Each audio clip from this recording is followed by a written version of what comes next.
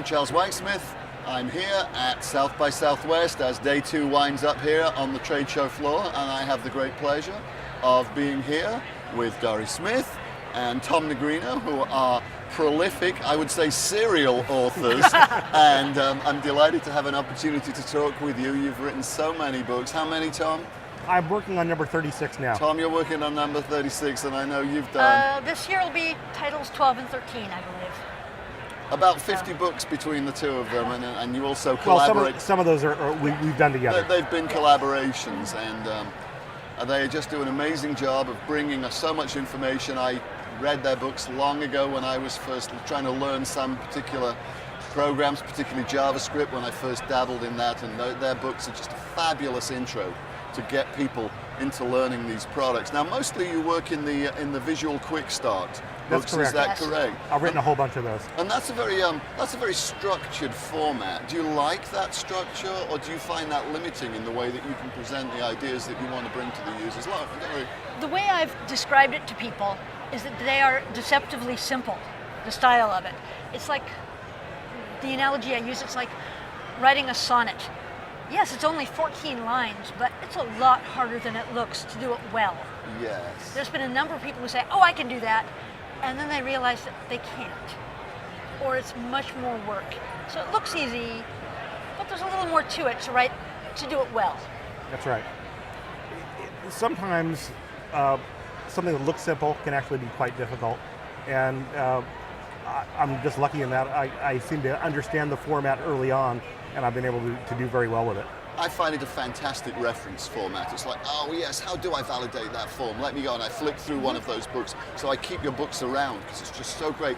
I need to know how to do a specific thing. I know I can just pull that book off the shelf. There it is, refresh my memory, and it's just that one task neatly laid out there. So I think that. And when you're done, throw it back on the shelf until you need it the next time. Yes, that's right. And it's also a great way just to learn something, to just go through and say, well, I like the Dreamweaver book. Okay, what can I do in Dreamweaver? Here are all the tasks I can perform in Dreamweaver is such a tremendously complex product that there's so much depth to it that you really need to have a reference book around, even if you're working with it every day.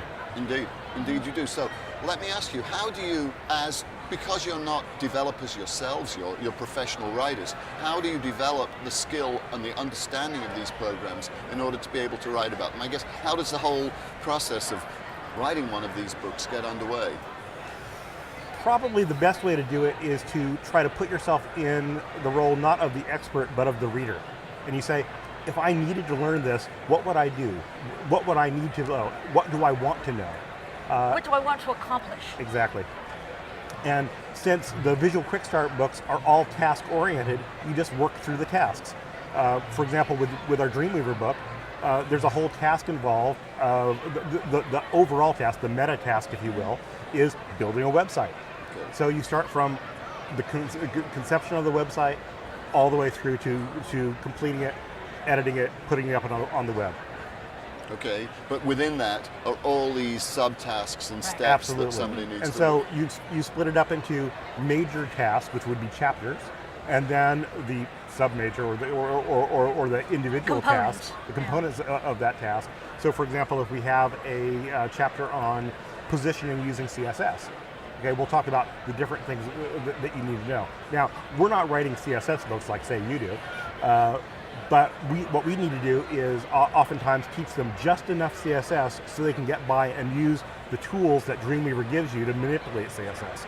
For sure. So do you have like a lab set up at home? How do you go about digging in? What's the actual process of digging in there and learning? And do you get a lot of support from companies, in this example, Adobe? Would you get a lot of help from them in understanding this? Do they support you in these activities? At various times, Adobe has been very helpful in giving us early access, for instance, to betas. And we've been working with websites since the mid-90s. And while we are not website designers per se, we do have websites of our own that we have to build and put up. It's in your blood. So we get a certain amount of experience just doing that. So we can't put ourselves in the shoes of somebody who does build sites because we do that. Not as a full-time job. Yeah. And the great part about working with Adobe, for example, is that they'll give us access not just to the betas themselves, but also to the engineers and sometimes the people who are doing their internal documentation. Let's say, for example, that we don't quite understand how a particular function works within Dreamweaver. Well, they'll either give us access to the engineers so we can talk to them and find out what their conception was behind the feature, and then we'll be able to explain it for the layperson. Very interesting. Now, I know a lot of people feel like, oh, well, I could write books, so I guess I just want to ask you, Dori, how did you sort of get into this, and why did this particular area of writing about what seemed like very technical and arcane subjects appeal to you, and what inspired you to do this? What inspired me was to get out of doing something quite so technical and arcane. I started programming in the, well, I won't be exact, but over 30 years ago. And when I met Tom about 15 years ago or so, I was getting up early in the morning to go off to my desk job every day and writing code all day and then coming home at night. And when I would leave in the morning, he'd still be in bed. And when I went to bed at night, he'd still be, up and doing stuff. It's like, I want his lifestyle. I've been a freelance writer for actually quite some time, since the late 80s, actually. I see. So he had the writer's lifestyle, sleeping in and working late and on his own schedule, and you were out there cranking the code. So a few years go by, and he's approached about doing a PeachpitTV book who he'd never worked for before, which was a JavaScript Visual Quickstart Guide. And he said, well, I don't know anything about JavaScript, but my girlfriend, back then I was his girlfriend, we've since gotten married. Congratulations. My girlfriend knows JavaScript, and she's a programmer, and she's never written before, but I have, and between the two of us, we could probably do a pretty good book. We're a little unlike the usual geek couple, where usually it's the guy who's the programmer and the woman who's the writer or the designer. Yes. It's switched with us. I'm primarily a writer, and she's the programmer in the family. Excellent. So do you find that's a good balance and a good working relationship? I imagine the roles are pretty well defined by now. They really are. Well, they still change all the time because, for instance, when we first started off with the JavaScript book, I did all the code and he did all the writing. But back in '97, when we started writing these books, there was a lot less to JavaScript. JavaScript itself has gotten considerably more Rich. There's a lot more depth to it. The book has grown considerably. So I've started taking that one over more. As Thomas said, I could understand this, I just don't necessarily really want to. Honestly, I just don't really have the programming bug the way Dori does. So what we've done, since we have two quite successful books right now, the Dreamweaver book and the JavaScript book, we've decided just in the last year or so that we're going to kind of split them up a little more, and I'll be the project manager for the Dreamweaver book, and Dori will be the project manager for JavaScript. Excellent. Yeah, it sounds like you've actually got really hands-on with Dreamweaver. Absolutely, Tom. yeah. It's an exciting program, isn't it? It's really interesting. I think the end result you can achieve and how quickly you can achieve it with that program is pretty amazing. Yeah, one of the things that we've tried to do with Dreamweaver is to demystify it as much as possible. Dreamweaver is still a professional tool, and it's not necessarily the right tool for somebody who knows absolutely nothing about HTML or CSS or something like that.